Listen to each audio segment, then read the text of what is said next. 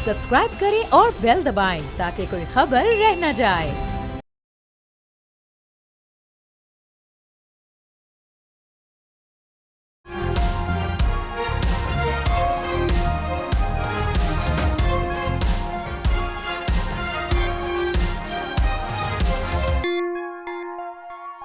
नाज़रीन अस्सलाम वालेकुम। तब्दीली विद डॉक्टर दानिश के साथ हाजिर है। आज हमारे साथ एक्सक्लूसिव मेहमान हैं जनाब JUI के सरबराह मौलाना फजल रहमान साहब। सर आपका बहुत शुक्रिया, आपने हमें दिया। बहुत शुक्रिया आपका भी। सर बात शुरू करूँगा कि 8 फरवरी 2024 का इलेक्शन आपने मुस्तरद कर दिया। अब आपने पशीन से बलूचिस्तान से अपनी तहरीक भी आगाज़ भी कर दिया है। ज़िमनी इलेक्शन आपने ऐलान कर दिया है कि आप उसमें शामिल नहीं होंगे। अपोजिशन और दीगर जमातों से आप बातचीत करेंगे इस इशू के ऊपर, तो आपका लाए अमल क्या है सर? आया ये जो इलेक्शन है जिसको आपने रिजेक्ट किया है, आप डिमांड करते हैं दूसरे इलेक्शंस की, या आपका मौक़िफ़ कुछ और है? बिस्मिल्लाहिर्रहमानिर्रहीम। दानिश साहब का बहुत बहुत शुक्रिया, आपने मुझे कुछ कहने का मौका इनायत फरमाया है। देखिए, एक पार्टी जब एक मौक़िफ़ लेती है तो कुछ वक्त लगता है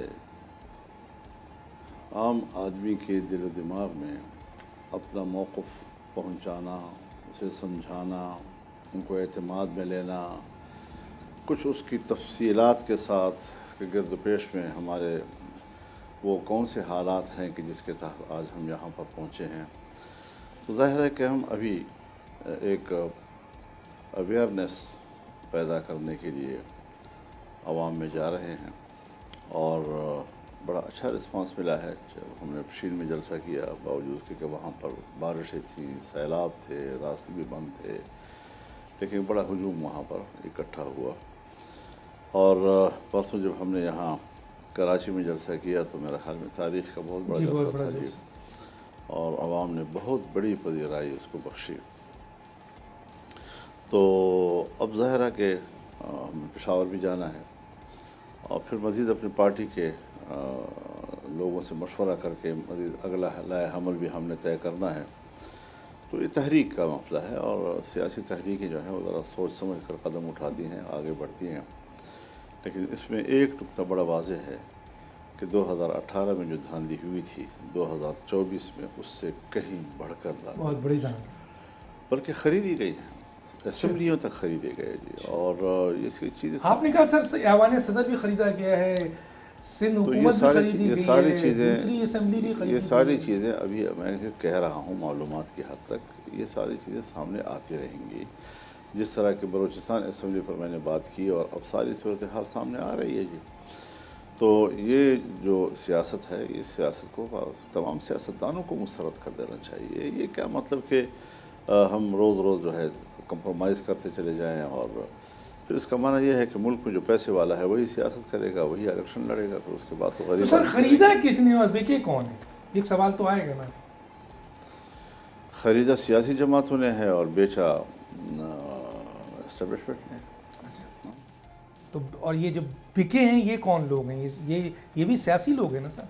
जी, और कौन बिकते हैं? ये मैदान सियासत का है तो इस पर आपने ये भी कहा है कि इस पर मंडी सियासतदानों की लगती है। अच्छा, मंडी बहुत ज़बरदस्त लगी सर, बहुत ज़्यादा बड़ी मंडी है जिसकी बुनियाद पे आपने कहा कि 2024 का इलेक्शन 2018 के इलेक्शन से कहीं ज़्यादा बड़ा। तो सर मुझे ये बताइए कि ये आपने ये भी कहा है कि इस मुल्क में कोई जमहूरियत नहीं है, तो ये क्या है सर?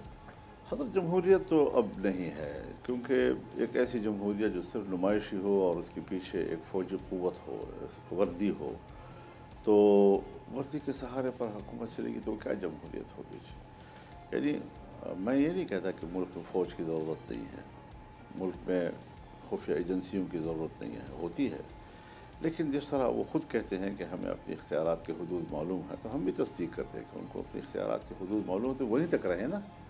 ये शिकायत हमें क्यों है कि आपने हमारे दायरे में कदम रख दिया है? तो आपके लोग क्यों जाते हैं सर उस तरफ? जी, आपके सियासी लोग अगर उस तरफ ना जाएं دیکھیے سیاسی لوگ ایک گروپ نہیں ہے، نہ ایک طبقہ ہے، سیاسی لوگ آپس میں حریف ہوتے ہیں جی، اور وہ اقتدار کی جنگ آپس میں لڑتے ہیں. تو بدقسمتی یہ ہے کہ ہم پھر فوج کا سہارا لے کر اقتدار میں پہنچتے ہیں، اور اس سے جمہوریت ختم ہو جاتی ہے. پھر جمہوریت کا جتنے زیادہ سے زیادہ نعرے لگانے والے لوگ ہیں وہی جمہوریت کے قاتل بن جاتے ہیں، وہی جمہوریت پہ سودا کرنے لگ جاتے ہیں. تو یہ ایک افسوسناک پہلو ہے. تو اس کا مطلب ہم یہ مانیں سر کہ یہ جو موجودہ اس وقت سیاسی جمہوری جو اپنے آپ کو جمہوری پسند پارٹیاں کہتی ہیں، بڑی سیاسی جماعتیں ہیں، پی ایم ایل این ہے، پاکستان پیپلز پارٹی ہے، تو کیا سننے والے پیپلز پارٹی میں جمہوریت کہاں ہے؟ مجھے تو یہ بتائیں گے جمہوریت وہاں ہے کدھر جی سوائے الفاظ کے. دیکھیے اس میں کوئی شک نہیں ہے، ذوالفقار علی بھٹو وہ پھانسی چڑھائے گئے ناجائز طور پر. میں اس کے حق میں ہوں کہ بالکل غلط ہوا ہے جی. بےنظیر بھٹو کو شہید کر دیا گیا، غلط بات ہوئی. اب یہ چیزیں ضرور ایک ہمدردی پیدا کرتی ہیں، آدمی ذرا محسوس کرتا ہے کہ میں اگر اس پر تنقید کروں تو ذرا مناسب نہیں لگتا جی. لیکن اگر ہم حقائق کی طرف جائیں تو 1967 میں پیپلز پارٹی بنی. 70 کے الیکشن میں اس نے مغربی پاکستان میں 2/3 اکثریت لی، لیکن مجموعی اکثریت شیخ مجیب الرحمان کی تھی. انہوں نے اکثریت کو نہیں مانا. انہوں نے 2 پاکستان، 2 پارلیمنٹ، 2 وزیر اعظم، ادھر ہم ادھر تم، کس کے کہنے پہ لگائے جی؟ ظاہر ہے یہ خان تھا.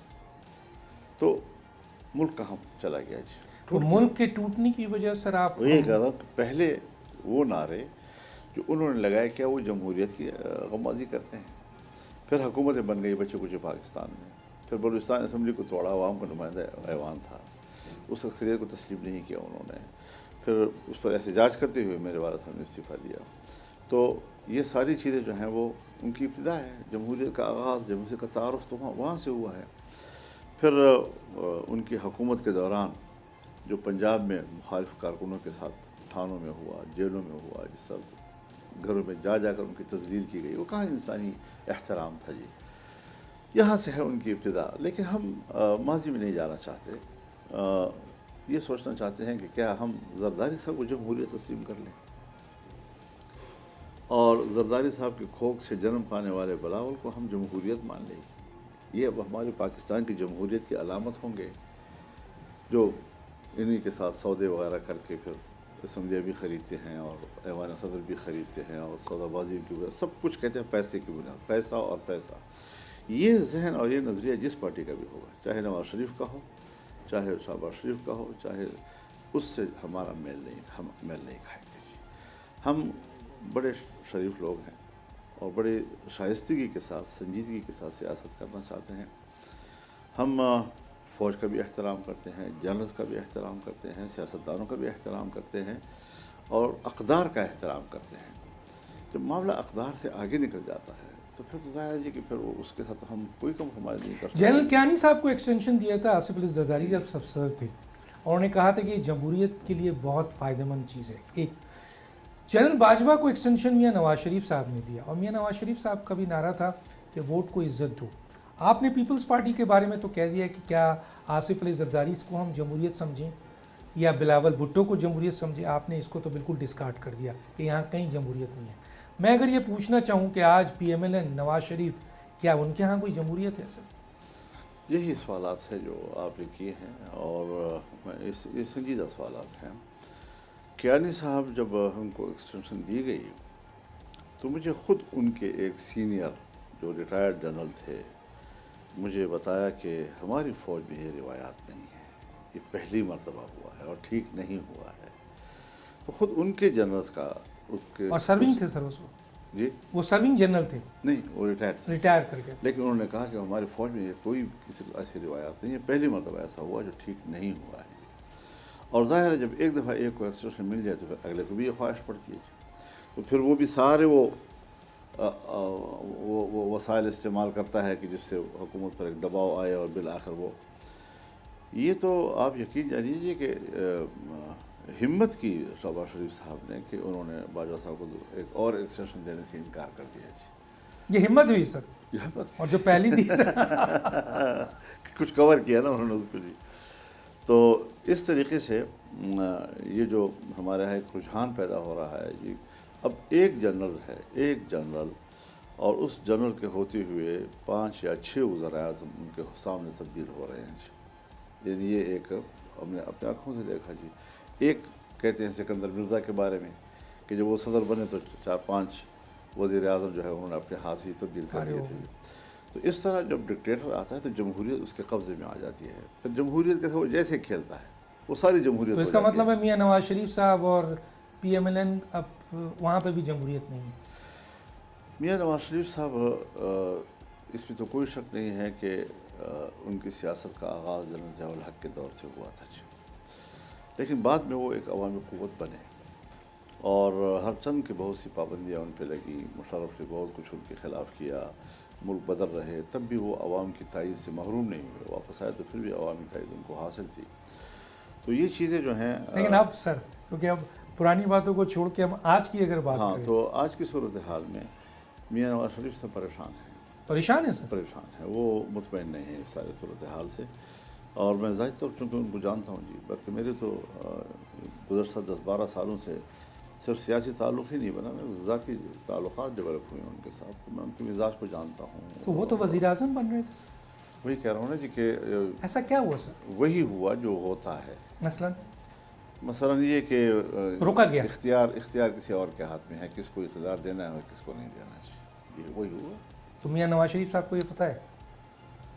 ظاہر ہے جی کہ مجھے یہ نہیں معلوم کہ ان کو اس بات کا پتہ ہے یا نہیں، لیکن بعد میں پتہ چلا ہے ان کو کہ ان کے ساتھ ہوا ہے. ہاتھ ہو گیا.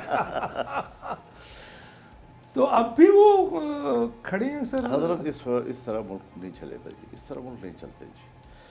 آپ کو ایک نظام متعین کرنا ہوگا. کس کو طے کرنا ہوگا سر؟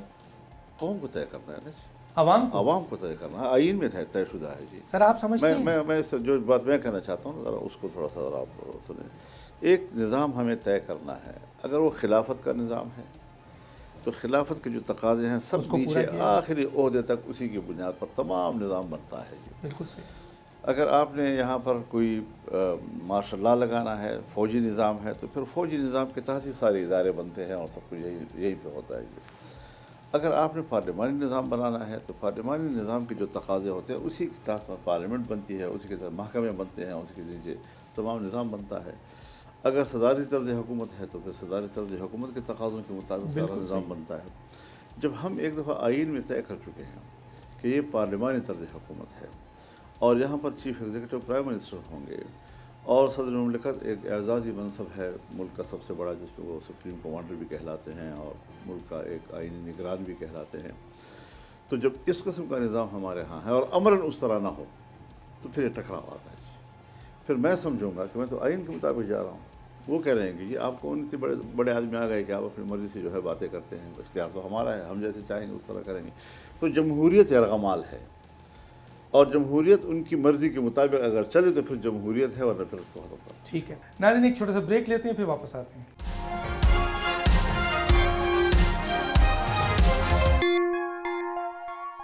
Welcome back. آج سر مجھے یہ بتائیے کہ ماضی میں جو پیپلز پارٹی کی حکومت کو ختم کیا گیا یا PMLN کی حکومت کو ختم کیا گیا، اس میں تو یہی سیاستدان جو ہیں انہوں نے فوجوں کو GHQ تک گئے، وہاں ملاقات کی، حکومت گرانے کی بات ہوئی. تو فوج کو مدعو تو یہی پولیٹیشنز کرتے ہیں ایک دوسرے کی حکومت گرانے کی. پھر عمران خان صاحب کی حکومت بھی گرائی گئی. تو سر کیا کہیں گے آپ؟ یہ ایک دور چلا ہے ہمارے ملک میں اور جس کا اعتراف سیاستدانوں نے خود کیا ہے اور پھر اس کا مداوع کرنے کی بھی کوشش کی ہے. یہ جو میثاق جمہوریت تھی یہ اسی بنیاد پر تھی کہ ہم آپس میں اختلاف بھی کریں گے، ایک حزب اقتدار بنے گا، دوسرا حزب اختلاف بنے گا، لیکن حزب اختلاف حکومت گرانے کی بات نہیں کرے گا اور ہم ملک کی معیشت کو اس طرح بہتر کریں گے اور پارلیمنٹ کے اندر ہمارا نظام یہ ہوگا اور کمیٹیوں کا نظام یہ ہوگا. اس کا کیا ہوا سر؟ اس کے بعد ایک نئی فورس تیار کرنی پڑی ان کو، عمران خان کی صورت میں جی. اور پھر اس فورس نے وہی کام کیا جو ماضی میں یہ ہم آپس میں خود کرتے رہے. اب اس وقت ان کو بھی سنجیدگی سے سوچنا چاہیے، عمران خان صاحب کو بھی سوچنا چاہیے. یعنی میں صرف جنگ پہ یقین نہیں رکھتا، میں صرف اختلاف پہ یقین نہیں رکھتا، میں اس بات پہ یقین رکھتا ہوں کہ اختلاف ہو گیا، میرا موقع آپ کو معلوم ہو گیا، آپ کا موقع مجھے معلوم ہو گیا، ایک وقت پہ جا کر اس کو کسی نئے رخ پہ بھی ڈالنا پڑتا ہے جی، اور نئے سیاسی تقاضے بھی یہی ہیں۔ تقاضے بھی یہی ہیں۔ تو ہم نے اختلاف کیا ہے بھٹو صاحب کے ساتھ بھی، میرے والد صاحب تحریک پاکستان قومی اتحاد کے سربراہ تھے، ان کو بہت بڑی تحریک چلی گئی، لیکن مذاکرات بھی کیے، بات چیت بھی ہو گئی اور معاملات طے بھی ہو گئے۔ یہی وجہ تھی کہ میرے والد صاحب نے ماشاء اللہ کے خلاف دوبارہ اتحاد قائم کرنا بشمول پاکستان پیپلز پارٹی کے، کہ ہمارا ایک معاہدہ ہو چکا تھا اور وہ قوم کے ساتھ کمٹمنٹ تھی، اس کمٹمنٹ کو پورا کرنے کے لیے وہ پھر میدان میں آ گئے۔ تو اختلاف کے اثرات تھے، سال ڈیڑھ سال تک وہ اس طرح نہیں کر سکتے تھے یہ، اور بعد میں پھر ان کو یہ اس طرف جانے کا فیصلہ کرنا پڑ گیا کہ ہم مزید مارشل لا کو برداشت نہیں کریں گے اب، اور پھر ہم نے ایم آر ڈی میں بیٹھ گئے اور ہم نے تحریک چلائی اور جیلیں گزاری۔ یہاں یہ ممکن ہے سر کہ کیا پی ٹی آئی اور جے یو آئی کا اگر کسی ایک ایجنڈے پہ، جیسے ان کا ایجنڈا بھی ہے کہ یہ جو 2024 کا الیکشن ہے وہ دھاندلی ہے؟ سوال آپ کو بڑا اہم ہے، لیکن میں ذرا تھوڑا سا کچھ اس کی جزیات کی طرف جاؤں گا۔ دیکھیے اس وقت جو ان کا ہائی رینک ایک ڈیلیگیشن میرے پاس آیا تھا، اور ہم نے اپنی روایات کے تحت پورے احترام کے ساتھ ان کا استقبال کیا اور ان کو مہمانداری دی جو ہم سے ہو سکتی تھی کہ مہمانداری ہوگی ہماری، تو ہم ابھی اسی بات پہ قائم ہیں، کیونکہ اس میں یہ ہمیں کہا گیا تھا کہ یہ ہم معاملات کو طے کرنا چاہتے تھے۔ ہم نے کہا جی کہاں سیاستدان کب نہیں طے کرنا چاہتا؟ اگر میں سیاسی آدمی ہوں، اگر میں جمہوری آدمی ہوں، تو پھر اختلافات کے لیے مذاکرات کرنے میں میرے لیے کوئی مذاکرہ نہیں ہونا چاہیے۔ اگر اختلافات کو دور کرنے کے لیے ایک ماحول ہم تیار کر سکتے ہیں تو پھر اس میں ہمیں کوئی جھجک نہیں ہونی چاہیے سیاستدان کو، تو ہم اسی بات پہ قائم ہیں۔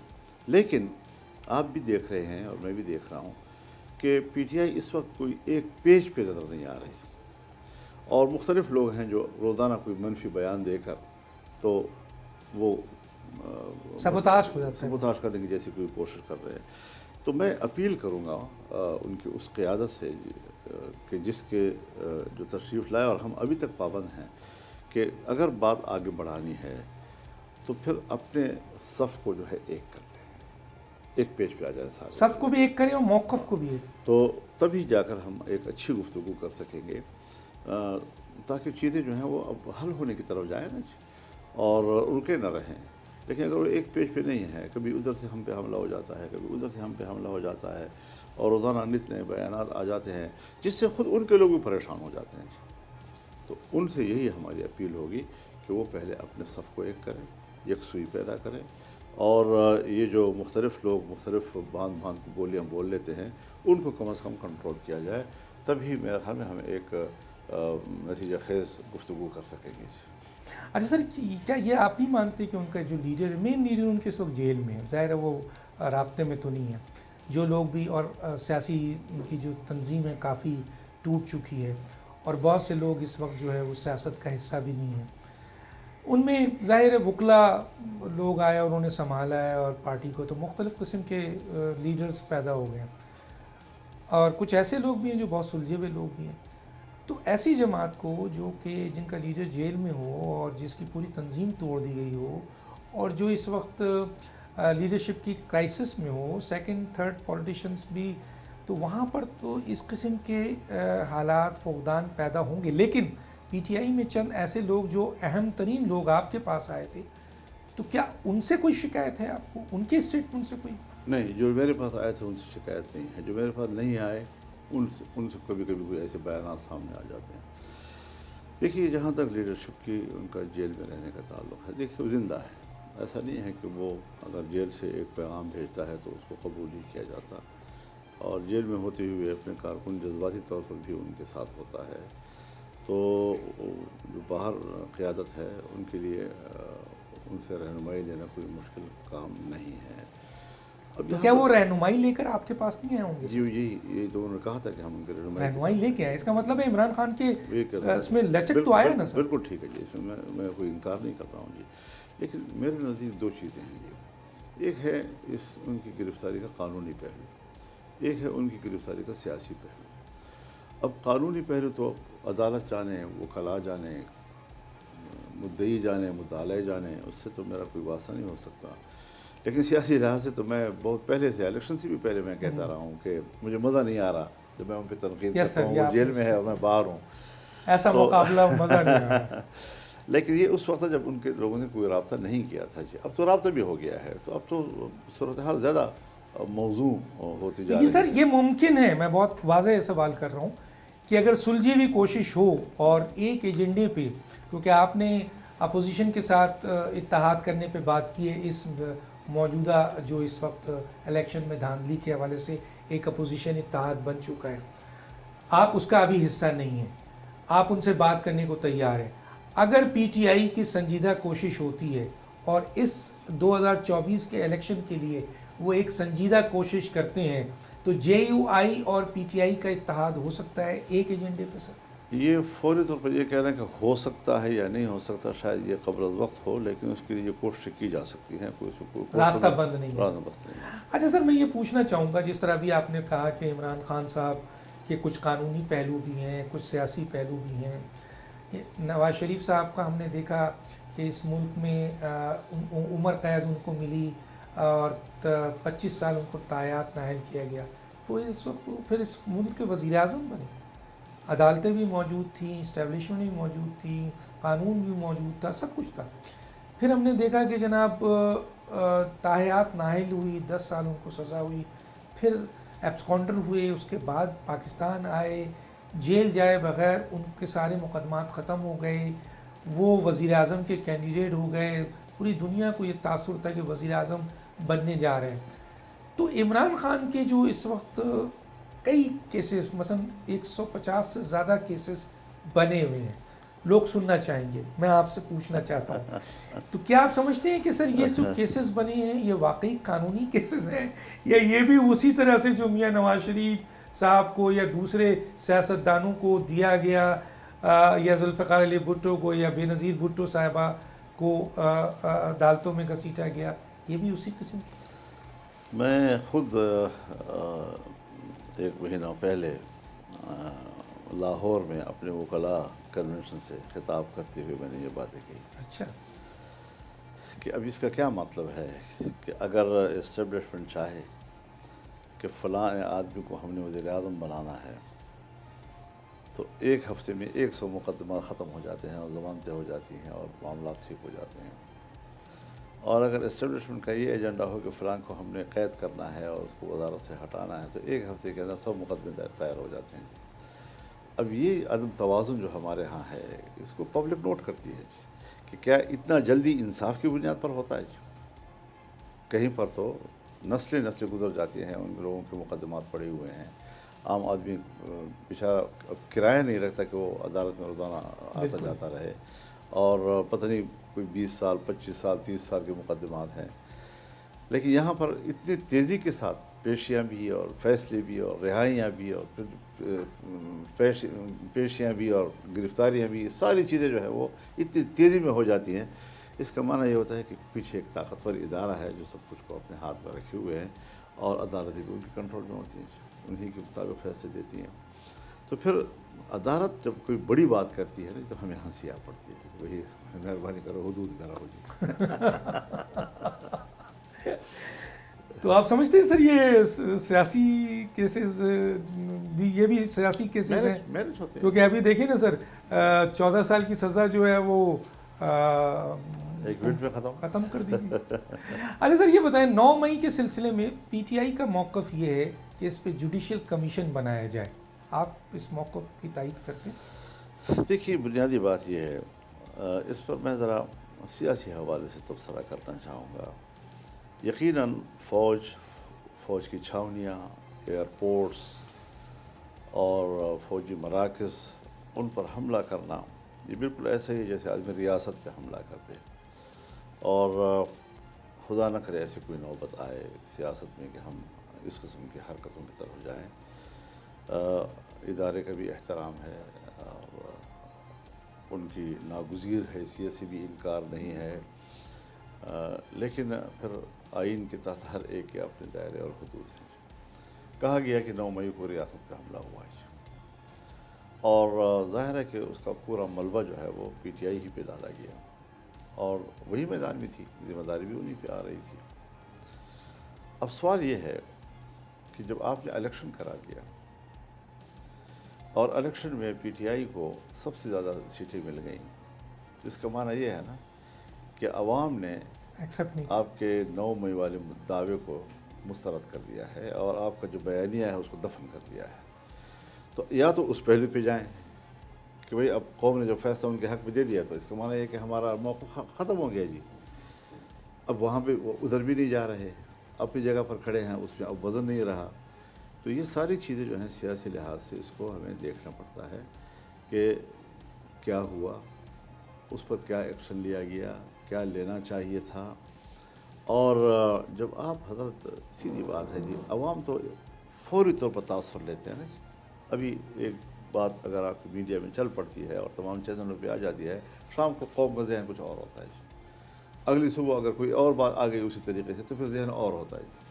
اب آپ مجھے بتائیں کہ جب میاں نواز شریف صاحب آتے ہیں اور ان کو پتہ ہے ان مقدمات کا بھی قوم کو کہ بھئی وہ یہ مقدمے 14 سال 25 سال وغیرہ قید وغیرہ، یہ ساری چیزیں لوگوں کے ذہن میں ہیں، اور ایک دم سے آتی ہے ایک ہفتے کے اندر فلاں بھی ختم، فلاں دفعہ ختم، اس پہ ضمانت، تو اس سے ضرور ان کی شخصیت پر منفی اثر پڑ رہا تھا۔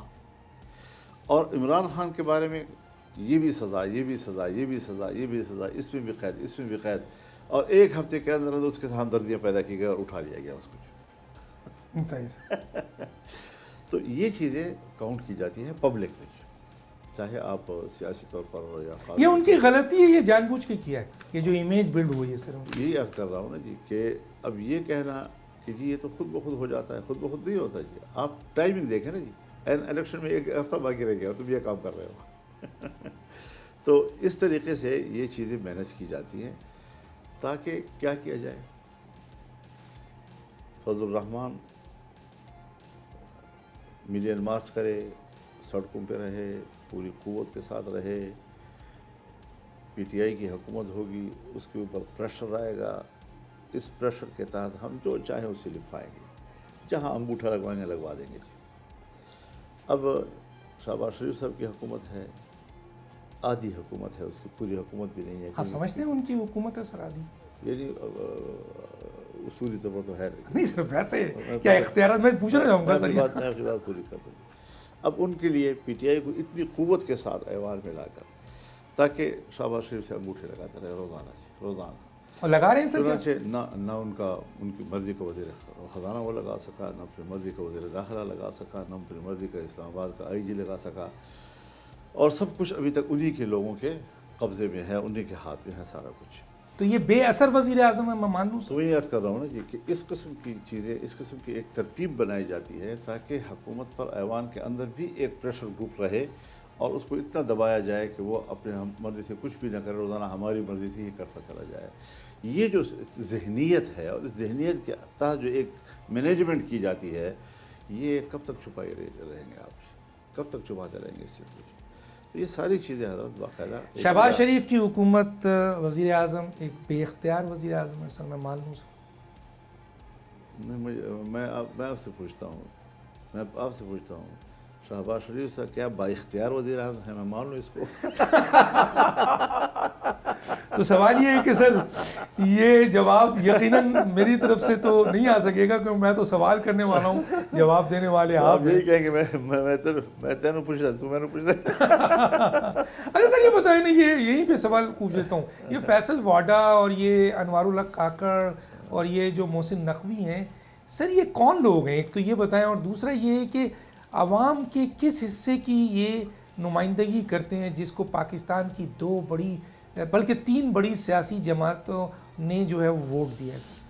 اس وقت جو حکومت ہے حضرت، جو آپ نے، میں پوری بات مکمل کر لوں، اس وقت حکومت صرف مسلم لیگ کی ہے۔ کس کی ہے؟ صرف مسلم لیگ کی ہے۔ مسلم لیگ کی ہے صرف مسلم لیگ حکومت؟ پیپل پارٹی جو ہے وہ صرف اگر اس کو گرایا گیا تو ووٹ دے گی اکثریت ثابت کرانے کے لیے، باقی اس کے ساتھ کسی ذمہ داری میں شریک نہیں ہے۔ بس وہ آئینی عہدے لے لیے جس کا کوئی ایگزیکٹو کردار نہیں ہوتا جی، اور اس وساطت سے ان کو شریک اقتدار تصور کیا جاتا ہے، ورنہ تو وہ تو ایک ایسا ہے کہ ایک بلیک میلر جماعت ان کے ساتھ بٹھا دی گئی ہے جو روزانہ ان کو ہر بات پہ تو پیپلز پارٹی ہر وقت بلیک میل کرتی ہے. وہی کرے گی اور کیا کرے گا جی. یعنی ان کے لیے اتنا بہترین پاکستان کی تاریخ میں بلیک میلنگ کا موقع شاید کبھی پھر آئندہ کے لیے آئے اور حکومت کو اپنے ہاتھ میں کھلونا بنانے کی کوشش کرے. تو ایک طرف پیپلز پارٹی اندر میں ان کے لیے پریشر گروپ، ایک طرف پی ٹی آئی باہر سے ان کے لیے پریشر گروپ. آپ بتائیں کہ اور اوپر سر اسٹیبلشمنٹ، اوپر سے تو آپ مجھے بتائیں کہ شہباز شریف سے زیادہ قابل رحم کوئی اور ہوگا؟ تو پھر شہباز شریف نے یہ حکومت کیوں لی سر؟ بس وہ کہتے ہیں میں نے چیلنج سمجھ کے قبول کیا. ارے سر یہ جملہ کیا آپ سمجھتے ہیں کہ پاکستان پیپلز پارٹی نے تمام آئینی اہم عہدے، صدر کا عہدہ جسے آپ کہتے ہیں کہ جی خریدا گیا، بلوچستان کی حکومت، چیئرمین سینٹ، اب گورنرز بھی آ رہے ہیں، بلکہ آپ کے علاقے کے لوگ گورنرز لگ گئے ہیں، اور جو آ رہے ہوئے لوگ علاقے کے لوگ نہیں، میرے مد مقابل جو ہیں انہی کو وزیر اعلیٰ بنایا، اسی کو گورنر بنایا جا رہا ہے. جی اب آپ اس سے اندازہ لگائیں کہ فضل الرحمان کتنا ان کے سروں پہ سوار ہے.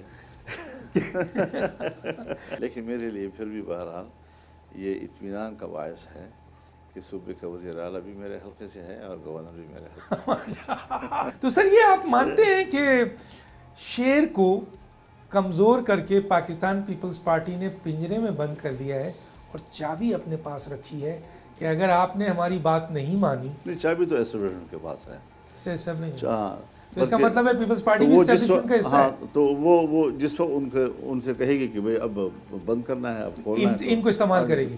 تو میں یہ مان لوں کہ پاکستان پیپلز پارٹی بھی حضرت اسٹیبلشمنٹ کے بغیر وہ کچھ بھی نہیں ہے. اچھا، کچھ بھی نہیں ہے. پھر جو سندھ کی حکومت بلا بڑی تعداد میں جیتی، بلا ہو پتہ لگ جائے گا نا جی کہ سندھ کی اسمبلی کیسے ملی ہے. ذرا صبر تو کرو نا. کب تک سر؟ بس وہ ہو جائے گا انشاءاللہ. سب منظر عام پہ ساری چیزیں. سر آپ کا ایک میں نے وہ پڑھ رہا تھا کہ ڈاکہ ڈالا گیا سندھ کی حکومت پہ اور سندھ کے جزائر پہ. وہ تو پرانی بات ہے. ہمارا سب سے پہلے میں نے ایک کیس اٹھایا تھا یہاں پر 1 بلین مارچ میں کہ جزائر میں سے جا رہے ہیں جی. اب وہ کسی نے نوٹس ہی نہیں لیا اس کا. جی اتنی بڑی بات تھی. یہاں قوم کا حق ہے، یہاں لوگوں کا حق ہے، اور عوام کی چیزیں جو ہیں وہ کہاں بیچی جا رہی ہیں. پارٹی کر رہی ہے اس میں شامل ہے. ظاہر ہے کہ بروکر تو وہی ہوتے ہیں اور تو کوئی نہیں. مولانا صاحب یہاں روکوں گا، ناظرین ایک چھوٹا سا بریک، پھر واپس آتے ہیں.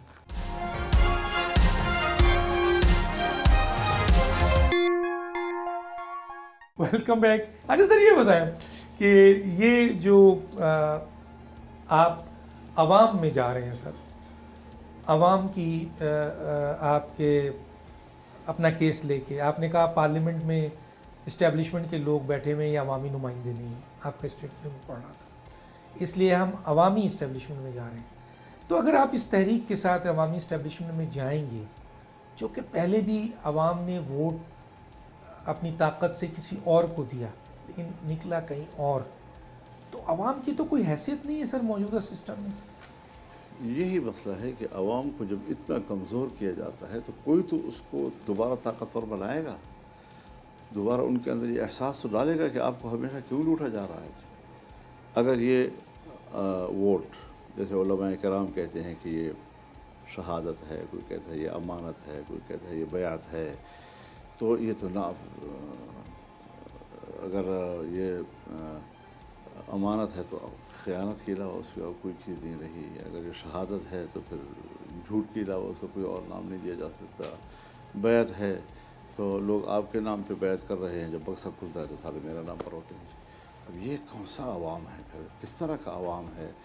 عوام کو اپنا حق اگر جیتنا ہے تو پھر اپنے اندر ایک شعور و احساس پیدا کرنا ہے. وہ نہیں ہے سر کیا آپ سمجھتے ہیں؟ وہ چیز 8 فروری 2024 کو جس طرح الیکشن میں ووٹ ڈالے گئے ہیں، جس کو آپ نے بھی ایگری کیا ہے اور پارلیمنٹ میں آپ نے کہا ہے کہ جن کی حکومت بنتی ہے ان کو دیا جائے، آپ اپوزیشن میں آئے، تو عوام کا شعور تھا کہ اس کے باوجود کہ پی ٹی آئی کے پاس نہ صحیح نمائندگی تھی نہ ان کا پاس نشان تھا، لیکن لوگوں نے ووٹ دیا، لیکن اس ووٹ کی حیثیت کچھ بھی نہیں ہے نا. تو آپ عوام میں کیا شعور کے ساتھ کیا آپ ایک طاقت بنانا چاہتے ہیں؟ یہی چیز پبلک کو سکھانی ہے کہ آپ کے ساتھ یہ مذاق کیوں ہو رہا ہے اور کس نے آپ کو دفاع کرنا ہے. جب تک آپ خود نہیں اٹھیں گے اس کے لیے، تو ہم پبلک کو اس بنیاد پر اٹھانے کے لیے بالکل سنجیدہ ہیں کہ وہ اپنے حق کو سمجھیں اپنے آئینی اختیار کو سمجھے، اس کو استعمال کرنے کا بھرپور استعمال، اس کا شعور پیدا کرے اپنے اندر، اور اگر کوئی اس پر ڈاکہ ڈالتا ہے تو دفاع کی طاقت اس کے اندر موجود ہونی چاہیے، یہ نہیں کہ ووٹ گزر گیا تو وہ ختم خاموش ہو جائے۔ سر آپ ڈیمانڈ کر رہے ہیں کہ جی یہ الیکشن صحیح نہیں ہے، فوری الیکشن کرایا جائے، تو کیا آپ جو اس وقت تحریک شروع کر رہے ہیں اور پھر شاید مارچ کی طرف جائیں گے، اگر دوسری سیاسی جماعتیں بھی جاتی ہیں، تو کیا آپ یہ موجودہ حکومت کو گرائیں گے سر؟ دیکھیے ایک ڈیمانڈ، ابھی تک ہم تو تحریک کی طرف بڑھ رہے ہیں، اب آتے حالات جس طرح بنتے جائیں گے اس طرح ہی ہمارے فیصلے پر آگے آتے جائیں گے انشاءاللہ۔ لیکن آپ چاہتے ہیں کہ سر یہ الیکشن جلد سے جلد ہو؟ بالکل، عوام سمجھے کہ میری حکومت ہے نا۔ لیکن سر ملک اس متحمل ہو سکتا ہے سر اس کا؟ یعنی ہمیشہ اس پر بلیک میل کیا جائے گا، ہمیں اس پر بلیک میل کیا جائے گا قوم کو۔ اگر اس دھاندلی کا، اس جبر کا، اس کا متحمل ہو سکتا ہے، خدا کی قسم 10 دفعہ اس کا ہو سکتا ہے۔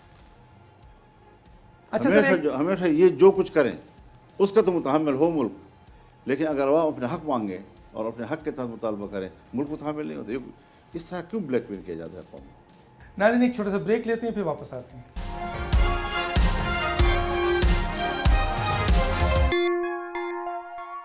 Welcome back. آج سر ایک بہت اہم سوال پوچھنا چاہتا ہوں آپ کی موجودگی کا فائدہ اٹھا کے۔ عمران خان صاحب کی حکومت کو جو گرایا گیا، کچھ سیاسی لوگوں کا کہنا ہے کہ یہ حکومت کو غلط گرایا گیا، نہیں گرانا چاہیے تھا، اور اس حکومت کو کس نے گرایا؟ سر آپ تو اندر سے سب سے واقف تھے، پی ڈی ایم کا حصہ بھی رہے آپ کا اس سوال کا مقصد کیا ہے؟ پہلے میرا تو سیدھا سادہ مقصد ہے کہ یہ کہ عمران خان کی حکومت کو گرایا گیا ہے یا واقعی دیکھیے مجبوری ہو؟ میں صرف اصول کی بات کروں گا۔ جب میں ایک حکومت کو تسلیم ہی نہیں کر رہا تھا تو پھر جس نے بھی گرایا ہے میرے خیال میں وہ ٹھیک تھا۔ آپ نے تو سر پہلے دن سے کہا، اور ہم تو ابتدا دن سے کہہ رہے تھے، لیکن گرایا کس نے سر؟ یہ تو بتا دیں، آج بتا دیں سر لوگوں۔ دیکھیے اگر فوج پیپلز پارٹی سے یہ نہ کہلواتی کہ عدم اعتماد کی طرف جاؤ تو پھر یہ راستہ کون لیتا جی؟ اس کا مطلب ہے کہ پیپلز پارٹی اور فوج نے مل کے اور مسلم لیگ نون اس کا حصہ منوا لیا، مصیبت تو ہی تھی نا جی۔ اور اگر ہم انکار کر لیتے تو پھر ہم پہ الزام لگاتے کہ بھئی آپ نے عمران خان کو بچا لیا۔ ان حالات کی بات ہے۔ میاں نواز شریف صاحب کا مستقبل اب کیا دیکھ رہے ہیں سر آپ، سیاسی مستقبل؟ دیکھیے یہ ان پہ ڈیپینڈ کرتا ہے۔ اگر انہوں نے مضبوط فیصلے لیے، عوام کی خواہشات کے مطابق لیے، عوام کے نبض پہ ہاتھ رکھ کر لیے، تو یقیناً وہ ایک اچھی تبدیلی کی طرف ملک کو لے جا سکتے ہیں۔ لیکن یہ ہے کہ سب مصیبتیں انہی کے گردن میں پھندے کی طرح ڈال دی گئی۔ وزیر اعظم اگر ہے تو ان کا بھائی ہے، پنجاب اگر ہے تو ان کی بیٹی ہے، تو ان کو بھی اسی طریقے سے ایسے جکڑ دیا گیا ہے کہ وہ فوری طور پر شاید اتنا بڑا سٹیپ لینے کی پوزیشن میں نہ ہوں۔ لیکن انشاءاللہ ہم ان کی کمی پوری کریں گے انشاءاللہ۔ آپ پوری کریں گے۔ لیکن سر آپ یہ سمجھتے ہیں کہ میاں صاحب کا جو ایک بڑا نعرہ تھا ووٹ کو عزت دو، وہ اس وقت مثلا اس وقت وہ ختم ہو گیا جب انہوں نے جن باجوہ کو ایکسٹینشن دیا تھا، اور اب جو موجودہ اس طرح کی حکومت کو ایکسیپٹ کیا، کیونکہ بہرحال شہباز شریف پہ تو الزام نہیں جائے گا تو پی ایم ایل این کی سربراہ پہ جائے گا نا سر، جو اتنی پابندیوں، اتنی بلیک میلوں اور اتنے مسائل، اور آپ کہہ رہے ہیں کہ حکومت اس طرح کی ہے، تو ظاہر ہے اس کا جواب وہ خود ہی شاید کسی وقت دیں گے۔ اور یہ ساری چیزیں ہوئی ہیں، اکٹھے تھے سارے، ہم نے تو ان کو بھی کہا تھا کہ ایکسٹینشن نہ دیا جائے، لیکن دے دی گئی، کیا کر سکتے ہیں آپ۔ اور وہ تو پھر اگلی ایکسٹینشن بھی مانگ رہا تھا نا، اگلی ایکسٹینشن بھی مانگ رہا تھا، اور وہ تو کہتے ہیں سر میں نے تو ایکسٹینشن کے لیے کبھی کوشش نہیں ہے، وہ ہمیں پتہ ہے۔ تو یہ جو بیان دے رہے تھے وہ یہ بیان جو ہے وہ ہمیں معلوم ہے سارا۔ تو سر اب میں ظاہر ہے اب ہم آخری اس پہ جا رہے ہیں، تو میں یہ پوچھنا چاہوں گا سر کہ ماضی میں آپ نے ملین مارچ کیا، اور بڑا کامیاب ملین مارچ تھا، اور آپ چاہتے تو اس وقت کی حکومت کو بھی گرا سکتے تھے، لیکن پھر ہم نے دیکھا سب ختم ہو گیا۔ اب آپ لوگوں میں موٹیویشن لا رہے ہیں، لوگ کراچی کا جلسہ دیکھ کے پشین میں بھی بارش کی موجودگی میں، ہمیں امید ہے کہ 9 مئی میں پشاور کا جلسہ بھی آپ کا، لاہور میں بھی آپ جلسے کرنے جا رہے ہیں، اور وہ جو جگہ ہے جو آپ کہتے ہیں کہ اب مولانا اس کو سامنے لے آئے گا، اور یقیناً یہ چیز نظر آتی ہے، آپ کے پاس اسٹریٹ پاورز بھی ہے، عوامی سپورٹ بھی ہے. تو کیا یہ جو تحریک ہے یہ آپ کا کسی ایک خاص پریشر تک رہے گی یا اس کے کچھ اصولی آپ کو ٹارگٹ بھی حاصل کرنا پڑے گا؟ دیکھیے، تحریکوں کا جو مقصد ہوتا ہے وہ کوئی آئین سے باہر جانا نہیں ہوتا جی، اور نہیں ہم نے کوئی ایسی بات کی ہے کہ ہم آئین سے یا قانون سے باہر جائیں گے. جس طرح ہم پرامن تھے اسی طرح پرامن رہیں گے. کوئی ہمارا ساتھی وہ تشدد کی طرف نہیں جائے گا، کسی بھی جلسے میں نہیں جائے گا، نہ تشدد کو ہم اپنے صفوں میں آنے دیں گے اور نہ ہی ہم کسی پرتشدد نظام کی طرف جائیں گے جی. ہم عدم تشدد والے ہیں، آئین و قانون کی پاسداری کرنے والے ہیں اور اس پر پھر پورا بھی اترتے ہیں. ایسا بھی نہیں کہ ہم صرف زبانی ایک بات کہتے ہیں. ہم نے گزشتہ جو حکومت تھی اس میں کوئی 14 یا 15 ملین مارچ کیا، آزادی مارچ کیا، 14 دن ہم اسلام آباد میں بیٹھے رہے، لیکن کوئی پتہ تک نہیں ٹوٹا جی، کوئی گبلا نہیں ٹوٹا اس میں جی. اور لیکن آپ چلے بھی گئے سر خاموشی سے، اور پی ایم ایل این اور پیپلز پارٹی نے آپ کے ساتھ دھوکہ بھی کر دیا سر. سب باتیں آپ کی بجائے ہیں کہ انہوں نے اس حد تک ساتھ نہیں دیا جس تک اور جس حد تک ہم نے ساتھ دیا ان کو، یس اس حد تک بھی انہوں نے ساتھ نہیں دیا کہ اس حد تک تو ساتھ دیتے ہیں. تو اب یہ چیزیں جو ہیں یہ وہ جو سیاسی جماعتوں کے باہمی عدم اعتماد کا سبب بن رہی ہیں جی. اور جو پہلے آپ نے اسی حوالے سے سوال کیا تھا تو میں نے بھی یہی جواب دیا تھا کہ معاملہ سیاستدانوں کے باہمی اس تفریق کا ہے جی. یعنی ایک طرف اپوزیشن ہے، ایک طرف اقتدار ہے، پھر اقتدار کے اندر ایک طرف مسلم لیگ ہے، ایک طرف پیپل پارٹی ہے جی. کیسے نظام چلے گا؟ پھر آپ کا ایک صوبہ جو ہے وہ ایک انتہا پہ ہے پی ٹی آئی کے پاس، دوسرے صوبہ دوسری انتہا پہ ہے مسلم لیگ نون کے پاس. پیپلز پارٹی چلو بین ہو جاتی ہے جی. تو سر کیا یہ بہتر نہیں ہے جیسے آپ نے ڈیمانڈ کیا ہے کہ جس کی اکثریت ہے اس کو حکومت دے دیجیے؟ میں تو یہی کہہ رہا ہوں نا. آپ مانتے ہیں سر 2024 کے الیکشنز میں پی ٹی آئی اکثریت میں جیتی؟ نہیں، میرا موقف یہ نہیں ہے. میرا موقف یہ ہے کہ ابھی جو اسٹیٹس، ہاں میرا موقف یہ ہے کہ تمام قوتیں بنائی گئی ہیں. کے پی میں بھی ہمارے خلاف دھاندلی ہوئی ہے اور ایک پارٹی کو جو ہے وہاں سے اٹھایا گیا ہے اور پھر اس کو لارجر گروپ ہوتی ہوئی اس کو، اب اگر آپ نے یہی کچھ کرنا ہے تو پھر لارجر گروپ کو حکومت دو. اس کو نہیں دی، اس کو نہیں دیا رہا جی. حالانکہ کام سارا ایک برابر ہوا ہے جی. ڈیوائڈ اینڈ رولز ہمارے خلاف ہوا ہے، کسی کے حق میں ہوا ہے. پنجاب میں کسی کے خلاف ہوا، کسی کے حق میں ہوا. سندھ میں کسی کے خلاف ہوا، کسی کے حق میں ہوا. بلوچستان میں کچھ اور طریقے سے، کے پی میں کچھ اور طریقے سے. تو مرکز اور صوبوں ہر جگہ دھاندلی ہوئی ہے سر، ہر جگہ دھاندلی. اچھا سر آخری سوال ہے. ہم تو سر صدر پی ایم ایل این کے لوگوں سے معلوم ہوتی تھی، بات بھی ہوتا تھا کہ صدر پاکستان کے لیے مولانا فضل الرحمان صاحب پی ایم ایل این کے اور میاں نواز شریف صاحب کے فیوریٹ ہیں. تو سر یہاں پہ بھی میاں صاحب؟ نہیں، میرا خیال میاں صاحب اگر میں کینڈیڈیٹ ہوتا تو میرے ساتھ ہوتے، لیکن ان کو اس قابل ہی نہیں چھوڑا کہ وہ کچھ اور سوچ سکیں. خود کو وزیر اعظم نہیں بنا سکے تو وہ جس طرح وہ سوچ رہے تھے یا ہمیں جو توقع تھی ان سے، اس قابل بھی تو نہیں چھوڑا نا. نہیں چھوڑا ان کو. بہت شکریہ سر. آپ بہت سی تشنگی رہی سوال، لیکن ٹائم بہت کم ہے، آپ مصروف ہیں. پھر کسی اسٹیج پہ بات کریں گے انشاءاللہ. آپ کی تحریک آگے جائے گی، ہم بھی اس پہ ساتھ آپ کے ساتھ رہیں گے. ناظرین، یہ تھے مولانا فضل الرحمان صاحب. گفتگو آپ نے سنی، وقت ختم ہو جاتا ہے. ڈاکٹر انش کو اجازت دیجیے. اللہ حافظ.